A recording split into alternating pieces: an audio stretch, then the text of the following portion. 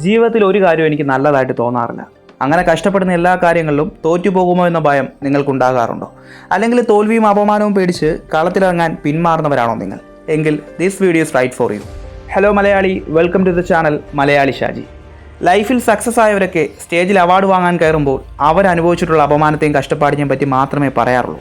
പക്ഷേ അതിൽ നിന്ന് എങ്ങനെ പുറത്തു വന്നു എന്ന് ആരും പറഞ്ഞു തരാറില്ല. ഇനി ഞാൻ പറയാൻ പോകുന്ന 2 വിഷയങ്ങളാണ് നിങ്ങളുടെ തോൽവിയെ ഭയക്കുന്ന ചിന്തകളെ പൂർണ്ണമായിട്ടും അടച്ചുപൂട്ടാൻ പോകുന്നത്. അതിലാദ്യം, ബിലീവ് ഇൻ യുവർ സെൽഫ്. ജീവിതത്തിൽ ഒന്നും നടക്കില്ല, ഞാൻ തുടങ്ങി വെക്കുന്ന എല്ലാം തോൽവിയാണ് എന്ന് ചിന്തിച്ചു കൂട്ടുന്നവരൊക്കെ ആദ്യം ചെയ്യേണ്ടത് നിങ്ങളെ നമ്പുക എന്നതാണ്. എന്തുവാടാ, നമ്മളെ വിശ്വസിച്ചാൽ നമുക്കെല്ലാം നേടാൻ പറ്റുമോ? ഇതെന്താ വല്ല മാജിക് വല്ലതും ആണോ? എന്നാൽ കേട്ടോളൂ, ഇതൊരു പ്രത്യേകതരം മാജിക് തന്നെയാണ്. സത്യമുള്ള, തിരിച്ചറിയേണ്ട ഒരു മാജിക്. നമ്മളുടെ ഭാവിയും സ്വപ്നങ്ങളും നമുക്ക് നേടാൻ പറ്റും. അതിന് നമ്മൾ നന്നായി പരിശ്രമിച്ചാൽ മാത്രം മതി എന്ന് ഓർമ്മപ്പെടുത്തുന്ന ഒരു പ്രത്യേകതരം മാജിക്.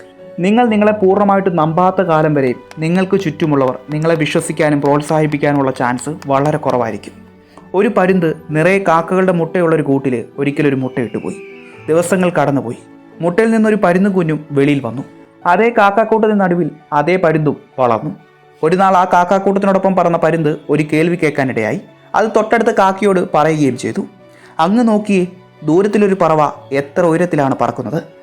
എങ്ങനെയാണ് ആ പക്ഷിക്ക് മാത്രം ഇത്ര ഉയരത്തിൽ പറക്കാൻ കഴിയുന്നത്? അതിന് മറുപടിയായി കാക്ക പറഞ്ഞത്, ആ പറവകളെല്ലാം പരുന്തുകളാണ് എന്നാണ്. ആ പറവകൾക്ക് ഉയരത്തിൽ പറക്കാൻ പറ്റൂ. അതുകൊണ്ട് നീയൊന്നും അതുപോലെ പറക്കാൻ ആശിക്കേണ്ട. നമ്മളെക്കൊണ്ടൊന്നും അതിന് പറ്റില്ല. ഇത് കേട്ടിട്ട് പരുന്തും കുഞ്ഞുങ്ങളും കാക്കാക്കൂട്ടത്തോടൊപ്പം ചേർന്ന് മിണ്ടാതെ പറന്നുപോയി. പാവം, ആ പരുന്തിനറിയില്ലല്ലോ അവൻ ആരാണെന്ന്. ഇതുപോലെയാണ് നമ്മൾ നമ്മുടെ ജീവിതത്തിലും നമ്മൾ ആരാണെന്ന് പോലും അറിയാതെയാണ് നമുക്ക് ചുറ്റുമുള്ളവരോട് നമ്മളെപ്പറ്റിയുള്ള റിവ്യൂ ചോദിച്ചുകൊണ്ടിരിക്കുന്നത്. അതുമാത്രമല്ല, അവർ പറയുന്നത് കേൾക്കുന്ന കൂടാതെ അതൊക്കെയാണ് സത്യമെന്ന് നമ്മളങ്ങ് നമ്പുകയും ചെയ്യും. നമ്മളുടെ മനുഷ്യചിന്തകൾക്ക് ഒരു പവറുണ്ട്. അതിനോട് നമ്മൾ എന്തു പറയുന്നുവോ അതുമാത്രമാണ് എപ്പോഴും നടക്കുക. ജീവിതത്തിൽ എനിക്കൊന്നും നടക്കില്ല, ഞാൻ എന്തിനും തോൽവിയാണെന്ന് ആലോചിച്ചില്ലേ? ആ നെഗറ്റീവ് എല്ലാം വിട്ട് നിങ്ങളുടെ മനസ്സിനോട് സ്വയം ചോദിക്കുക, നിങ്ങൾ ശരിക്കും ജീവിതത്തിൽ തോക്കാനുള്ളവരാണോ അതോ ജയിക്കാനുള്ളവരാണോ എന്ന്. എന്തായാലും ജനിച്ചുപോയി എന്നല്ല, എനിക്കും ജനിക്കാൻ കഴിഞ്ഞല്ലോ എന്ന് ചിന്തിച്ചവരാരും സൂയിസൈഡിൻ്റെ സ്പെല്ലിംഗ് പോലും ഓർത്ത് വെക്കാറില്ല. അതുപോലെ സമയം പോയാലും നാണം കെട്ടാലും ഞാൻ ഒരിക്കൽ കൂടി ശ്രമിച്ചേക്കുമെന്ന് ഓർത്തവനൊന്നും പിന്നീട് റിഗ്രറ്റ് എന്ന് പറഞ്ഞ് തല താഴ്ത്തിയിട്ടില്ല. നിങ്ങളെടുക്കുന്ന തീരുമാനങ്ങൾക്കൊപ്പം നിങ്ങളെ മുഴുവനായി വിശ്വസിക്കേ. തീർച്ചയായും ഞാൻ ജയിക്കുമെന്ന് നിങ്ങളുടെ മനസ്സിനോട് തന്നെ സ്വയം പറയും. അങ്ങനെ ഒരു ദിവസം എല്ലാ തോൽവിയും നിങ്ങളുടെ വിജയമായി മാറിയേക്കും. Number 2, learn from failures. നമ്മൾ എത്ര ജയിക്കുമെന്ന് വിശ്വസിച്ചാലും തോൽവി രുചിക്കാത്തവൻ്റെ കഥയ്ക്കും പരിശ്രമത്തിനും വീര്യം വളരെ കുറവായിരിക്കും. അറ്റ്ലീസ്റ്റ് ഒരു തവണയെങ്കിലും തോൽവി മണക്കണം. എന്തുവാടാ, ഇപ്പോഴല്ലേ മനോധൈര്യം, ബിലീവ് ഇൻ യുവർ സെൽഫ് എന്നൊക്കെ പറഞ്ഞത്, എന്നിട്ടിപ്പോൾ എന്തിനാ ഇങ്ങനെ പറയുന്നത്? അങ്ങനെ ചോദിച്ചാൽ നമുക്ക് തോൽവിയല്ല, വിജയമാണ് എപ്പോഴും അനിവാര്യം എന്ന് നമുക്ക് എല്ലാവർക്കും അറിയാവുന്നത് തന്നെ. പക്ഷേ അതിനെ ഒന്ന് ഓർമ്മപ്പെടുത്താനാണ് ഇങ്ങനെ പറയുന്നത്. നമ്മൾ ഫോണിൽ ഏതെങ്കിലും ഒരു ഗെയിം കളിച്ചാൽ ഫസ്റ്റ് സ്റ്റേജ് എത്ര എളുപ്പമായിരിക്കും അല്ലേ?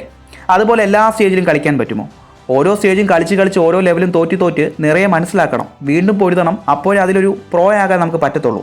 അയ്യോ തോറ്റല്ലോ, വെറുതെ സമയം പോയല്ലോ എന്നൊക്കെ ചിന്തിക്കുന്നതിന് പകരം എന്തുകൊണ്ടാണ് ഞാൻ തോക്കാനിടയായതെന്ന് ചിന്തിക്കണം. അതിനുള്ള കാരണം തേടിപ്പിടിക്കണം. അതിൽ നിന്ന് എന്താണ് പഠിക്കേണ്ടതെന്ന് മനസ്സിലാക്കണം. മാതാപിതാ ഗുരു ദൈവമെന്നാണല്ലോ. വിധി ദൈവമാണെങ്കിൽ വിധിക്ക് മുൻപേ ഗുരു തന്നെ വരുന്നുണ്ട്. അതായത് ഗുരു തോൽവി എന്തെന്ന് പഠിപ്പിച്ചു തരും.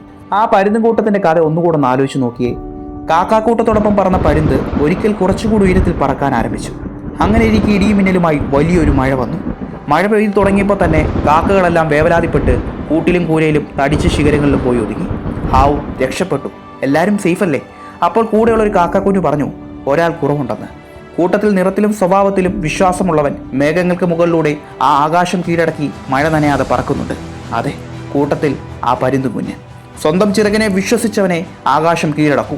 അതിനാദ്യം താനാരാണെന്ന് തിരിച്ചറിഞ്ഞാൽ മാത്രം മതിയാകും.